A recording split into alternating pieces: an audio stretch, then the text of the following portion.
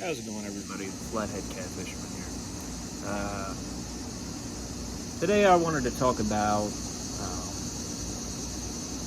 what the benefits are of fishing, why you should go out fishing, and how to get started if you haven't already. If you're looking into fishing, one of the best things about fishing is the patience that it teaches you. There's a reason they don't call it catching; they call it fishing. You're not going to go out there and catch fish every time. You're not always going to catch a slew of fish. It's going to test your patience. But if you enjoy the water in the same way that I do, and that a lot of fishermen do, you're going to have a good time. No matter what, you just got to find solace in it. And I find that people who have a hard time to begin with, sitting alone and contemplating their thoughts, typically have the worst time out there fishing because they don't have any patience, they haven't collected themselves, and they haven't sorted out their thoughts.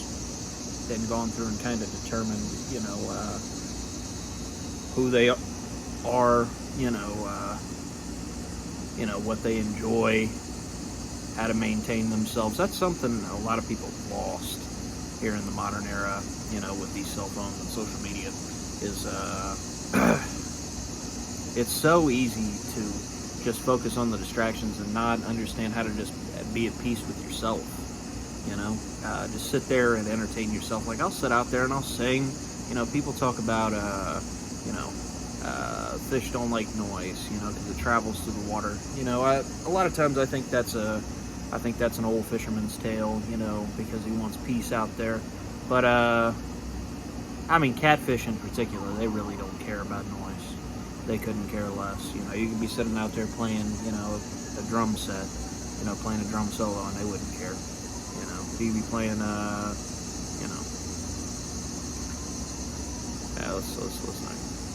let's not keep divulging down that road. It's silly. But that's a really important thing, is the bonding that you have with other people when you take them out fishing, patience that you can teach yourself and others through fishing, just learning to entertain yourself, and it's a big adrenaline rush too, because you get a hold of a big fish. If you're out there chasing big fish, you get on one, you have a rush of adrenaline through your body. It's great. Catching big fish is a great rush for adrenaline junkies if you're into that. I also think that, fishing instills a lot of discipline in a person, because you have to understand when the time is right, when, you're setting a hook on a fish or something of that nature. There's a lot of great things you can learn from fishing, and I suggest it to anybody, to go out there and collect yourself, be out there with Mother Nature and catch you some fish. Whether you want to eat them or whether you want to, just, catch and release, I'm a catch and release guy, but, if you just want to go out there, catch some fish, eat them on up, test your patience, become a better fisherman every time, learn something every time you go out there, it's great.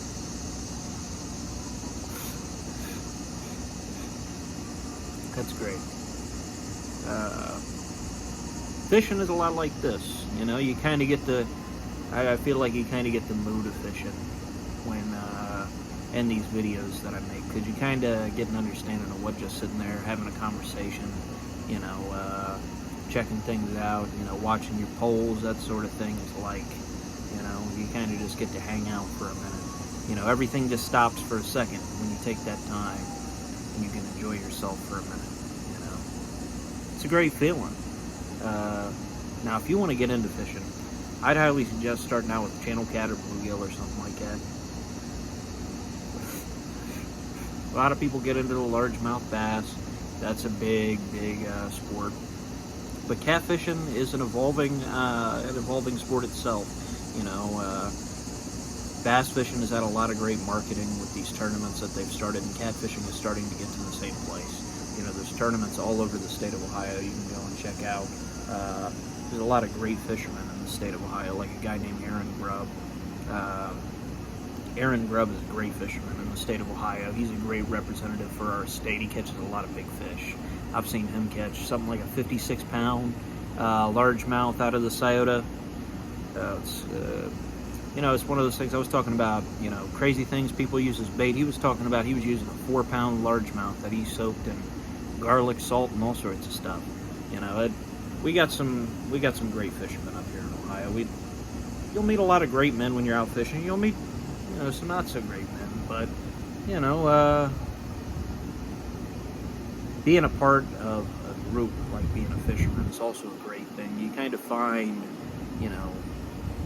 you'll have a lot of things in common with a lot of people you go out and fish with. Now, when you're getting started, you're going to want to go out just by yourself. Don't get real deep into it straight out the gate, because you're not going to be ready. Go out and buy yourself a closed-face Zebco, some cheap 12-pound test line or something like that. Put it on the Zebco. Watch some videos on how to spool up your Zebco. And just get a rod that's something like like a Shakespeare or an Ugly Stick. Something for crappie or bass, or maybe something just big enough for some channel cat. Channel cat can get up to 60 some odd pound, I've heard. I think the state record in Ohio is something like 50 pounds, but your typical channel cat is going to run around about a pound, which is about the same as a largemouth bass. And get yourself, a bobber, and a hook, and learn how to tie yourself a hook. You could try out some swivels, when you're first starting out. Them channel cat, they're wily. They'll bite on all sorts of things because they're real hungry. They're small little fish, and they're real hungry. And as you progress, you can work your way up. Maybe move your way up from a Zebco, just going out to your local little pond, dropping a bobber out there with a night crawler, and kind of figure out, what type of fishing you prefer. You could start out with artificials too. Go out there and, take a Zebco with a rooster tail or something like that. Just toss it out there to the middle of the lake and, reel it on in, at a steady pace, and maybe you'll hook yourself on up with a bass. It's great. Now, if you want to progress to flathead, something you got to consider is that you are going to have to probably use some sort of float with a bobber stopper and a bead, because you want that bait to float up high enough off the bottom of the water that the flathead can actually see it, because this fish hunts from below. It eats fish above it. That's why it has its eyes on the top of its head. That's why it has a bottom jaw that extends out further than the top jaws, because it's looking up for its food. So this is why you want to use a stick float. You can catch them on the bottom. It's a little bit more difficult. They have a harder time getting it into their mouth. And you're actually going to catch smaller fish because of that, because they have a harder time finding your bait. That's always one of the most important things, is making sure that the fish have the ability to find your bait. So whether you want to use maybe something like a Santee Cooper rig, if you're going out for blue cat, with like a no-roll sinker, and then a peg float about 3 to 5 inches away from your hook, with the float pushed in so that it sits away from your actual hook, and then tie a snell knot on the end with a circle hook, or you could use a J hook if you're using cut baits or something like that. You probably want to use a circle hook if you're using live baits.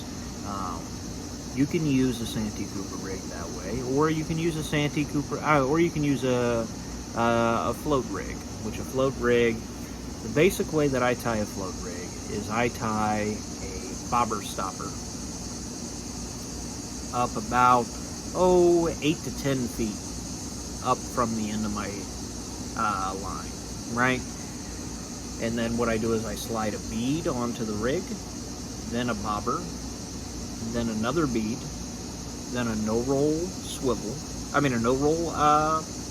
no-roll sinker, then another bead to protect your knot. And these beads are mainly either for separation or for catching. So as far as catching is concerned, that top bead is catching on the bobber stopper to stop the bobber at a particular depth, so that it sits at that depth.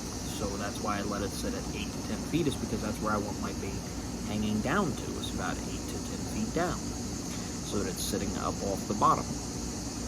Then you slide the bobber on. You can use a nightstick on it by taping it on with something like electrical tape up towards the top of the stick float, if you'd like to do that. Then what you're going to do is you're going to take another bead to separate the no-roll sinker, right? Or you could use a regular, like bullet sinker or something like that, or a sliding sinker where you can kind of adjust the weights on there. And then what you're going to do is you're going to slide another bead up under to separate your weight, your sinker.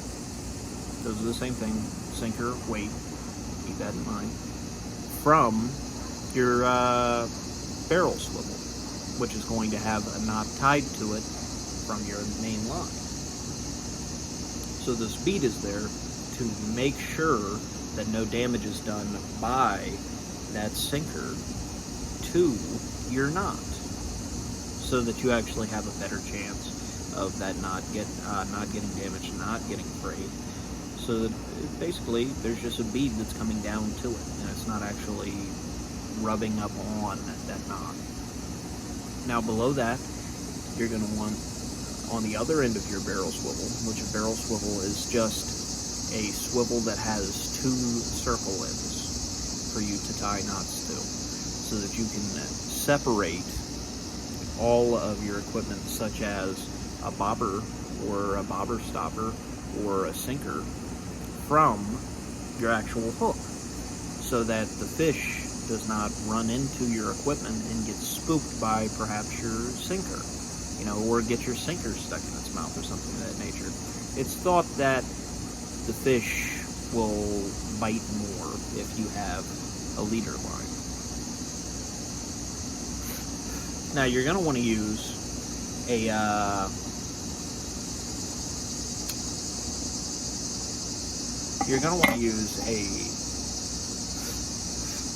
heavier leader line, something like monofilament. If you